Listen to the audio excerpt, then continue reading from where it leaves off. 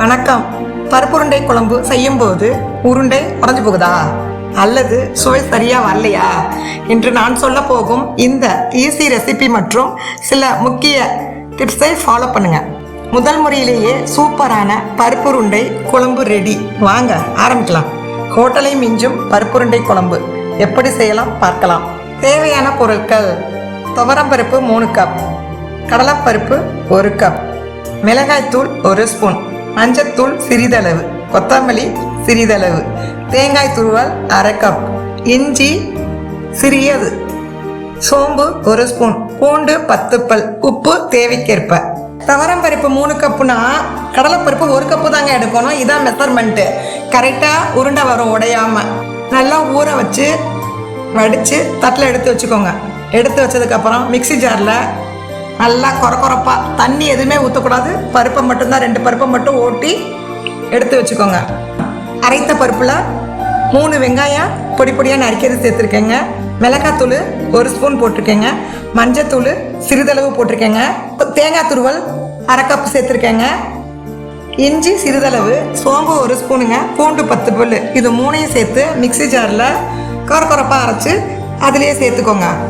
கொத்தமல்லி சிறிதளவு சேர்த்துக்கோங்க. உப்பு போட்டுக்கோங்க தேவைக்கு. இதுதான் பருப்புருண்டைக்கு. அரைச்ச எல்லாத்தையும் பிளேட்டில் மாற்றி வச்சுக்கிட்டு உருண்டை பிடிங்க. நான் பிடிச்சிருக்க மாதிரி நீங்களும் பிடிச்ச பாத்திரத்தில் எடுத்து வச்சுக்கோங்க. இது இப்படியே இருக்கட்டும். உருட்டி பிடிச்சி வச்சுக்கோங்க. இது அப்படியே இருக்கட்டும். இப்போ குழம்புக்கு ரெடி பண்ணலாம். குழம்புக்கு தேவையான புளி மசாலா தயாரிக்க போகிறோம். இப்போ புளி நெல்லிக்காய் அளவுங்க. சுடுதண்ணியில் ஊற வச்சுருக்கணுங்க. நல்லா ஊற வச்சு புளி தண்ணியை மட்டும் கரைச்சி எடுத்துக்கிட்டு வடிகட்டி எடுத்துக்கோங்க. அதில் இப்போ மசாலா பொருள்லாம் நம்ம சேர்க்க போகிறோம். மிளகாய்த்தூள் 1/2 ஸ்பூனுங்க, மல்லித்தூள் 3 ஸ்பூனுங்க, மஞ்சத்தூள் 3/4 ஸ்பூனுங்க. எல்லாத்தையும் புளிக்கரைசலில் சேர்த்து கரைச்சி அப்படியே தனியாக வச்சுக்க போகிறோம். கடாயில் எண்ணெயை ஊற்றி வெந்தயம் சிறிதளவு தாளிக்கிறதுக்கு போட்டு தாளிச்சிட்டு 2 வெங்காயம் பொடி பொடியாக நறுக்கி அதையும் போட்டு நல்லா வதக்கிக்கோங்க. கருவேப்பிலை கொஞ்சம் போட்டுக்கோங்க. அதையும் வதக்கி வரும்போது 2 தக்காளி எடுத்துருக்கேன். 2 தக்காளியை நல்லா கையில் பிசைஞ்சு நல்லா போட்டு அதையும் நல்லா வதக்குங்க. வதக்கி ஒரு 2 நிமிஷம் வதக்கிக்கிட்டே வரும்போது வெங்காயமும் தக்காளியும் நல்லா வதங்கிடும். அந்த வெந்தயத்தோடு சேர்ந்து வதங்கினதுக்கப்புறம் நம்ம புளிக்கரைசல் வச்சுருக்கோம் பாருங்கள், மசாலா சேர்த்து. எதுக்கு இந்த மசாலாவோட புளியில் போட்டிருக்கேன்னு கேட்டிங்கன்னா, அப்போ தாங்க எல்லாமே மசாலா எல்லாமே அந்த புளியோட செட் ஆக்கி உப்பு எல்லாம் சேர்ந்து குழம்பு சூப்பராக வரும். அதனால் நீங்கள் இப்படியே பண்ணுங்கள். அதை புளிக்கரைசலை அப்படியே ஊற்றுனோன்னா அந்த வெங்காயம் தக்காளி இந்த புளி மசாலா எல்லாம் சேர்ந்து ஈவனாக இருக்குங்க. வரும்போது தண்ணி சிறிதளவு சேர்த்துக்கோங்க. எனக்கு நான் இப்போ 2 டம்ளர் எக்ஸ்ட்ரா ஊற்றிருக்கேன். உங்களுக்கு எத்தனை டம்ளர் வேணாலும் நீங்கள் ஊற்றிக்கலாம் குழம்புக்கு தேவைக்கு. அந்த உருண்டை கொதி வந்துச்சுன்னா ரொம்ப கெட்டியாயிரும் குழம்பு. அதனால் இந்த 2 டம்ளர் தண்ணி ஊற்றிருக்கேன். புளியோடு சேர்த்து நல்லா கொதி வரட்டுங்க. மூடி வச்சுருங்க. மூடி வச்சு நல்லா கொதிக்கணும். இப்போ ஒரு 1/4 மணி நேரம் கொதிக்கட்டுங்க. அப்போ தாங்க அந்த மசாலாலாம் செட் ஆகும். 1/4 மணி நேரம் கொதிச்சுக்கிட்டு இருக்கட்டுங்க. நான் அதுங்காட்டியும் தேங்காய் 1/2 கப்பு, அரை கப்புனா 1/2 மூடி எடுத்துக்கோங்க.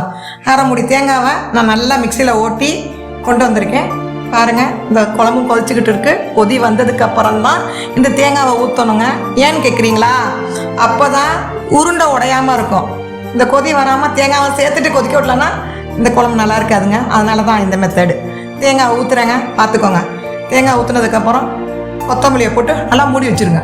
மூடி வச்சு நல்லா தலப்பலான்னு கொதிக்கணுங்க. கொதிச்சுக்கிட்டு வரும்போது ஒரு 10 நிமிஷம் கொதிச்சா போதும். தேங்காய் ஊற்றி நல்லா செட் ஆயிரும். குழம்பு நல்லா திரண்டு வந்துக்கிட்டு இருக்குங்க. தேங்காய் மசாலா எல்லாம் சேர்ந்து கொதிச்சு வரும்போது நல்லா கொதிச்சுக்கிட்டே இருக்கணும். பபிள்ஸ் வந்துக்கிட்டே இருக்கணுங்க உங்களுக்கு. அப்போதைக்கு இந்த உருண்டை வச்சுருக்கீங்க பாருங்கள், உருட்டி வச்சுருக்கீங்க பாருங்கள். அந்த உருண்டையை ஒன்றா போடுங்க. டபக்குன்னு எல்லாத்தையும் போட்டுறாதீங்க.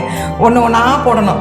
ஒன்றா போடும்போது அந்த கொதிக்கிற இடத்துலையா போட்டுக்கிட்டே வந்தீங்கன்னா அது பாட்டுக்கு கிண்டக்கூடாதுங்க. கரண்டியை போட்டு கிண்டவே கூடாது. நீங்கள் கையை வைக்கக்கூடாது. அப்படியே உருட்டி ஒவ்வொரு கொதியிலையும் போட்டுக்கிட்டே வந்தீங்கன்னா அந்த உருண்டை வெந்து அப்படியே மேலே எழும்போம். நீங்கள் கரண்டியை வைக்க தேவையில்லை. உருண்டை மேலே வரும்போது நல்லா குழம்பும் உருண்டையும் செட் ஆயிரும். ஒரு 10 நிமிஷம் நல்லா கொதிக்க விடுங்க. கொதிக்க விட்டுட்டு அப்படியே மூடி வச்சுருங்க. ஸ்மெல்லில் வச்சுட்டு மூடி வச்சுருங்க. அவ்வளோதான் குழம்பு. இது வயசானவங்களுக்காக தான் நான் தேங்காய் துருவல்ல உருண்டையிலையும் சேர்த்துருக்கேன். அதனால் சின்ன வயசு பிள்ளைங்களும் பெரியவங்களும் சாப்பிட்ற மாதிரி நறுக்குன்னு இந்த தேங்காய் பல்ல கடிக்க முடியாதுங்க. அதனால தான் உங்களுக்காக இந்த குழம்பு விரும்பி சாப்பிட்றதுக்காக நான் செஞ்சுருக்கேங்க. கொத்தமல்லி மேலெல்லாம் தூவிக்கோங்க. தூவிட்டிங்கன்னா குழம்பு அவ்வளோதான், அடுப்பு ஆஃப் பண்ண வேண்டியதுதான். ஆரோக்கிய நன்மைன்னு பார்த்தீங்கன்னா பருப்புருண்டை குழம்புல புரத சத்து இருக்குது, நார் சத்து இருக்குது, நிறைந்த உடலுக்கு வலிமை தரும் பாரம்பரிய உணவு பருப்புருண்டை குழம்புங்க. அதனால் எல்லாரும் விரும்பி சாப்பிட்ற மாதிரி இருக்கும் இந்த குழம்பு. உருண்டை வந்து கல் மாதிரி இல்லாமல் அப்படியே மெத்துன்னு சாஃப்டாக இருக்கும்.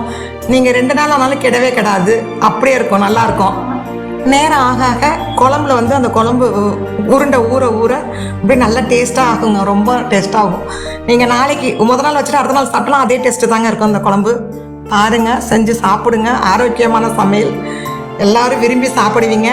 ஒரு சட்டி சாதமாக இருந்தாலும் அப்படி பறந்து போயிருங்க, இருக்கிற இடம் தெரியாமல் போயிடும். சாப்பிட்டுட்டு கமெண்ட் பண்ணுங்கள் எங்களுக்கு. இந்த மாதிரி புது ரெசிபி வேணுமுன்னா எங்கள் சேனலை சப்ஸ்கிரைப் பண்ணுங்கள்.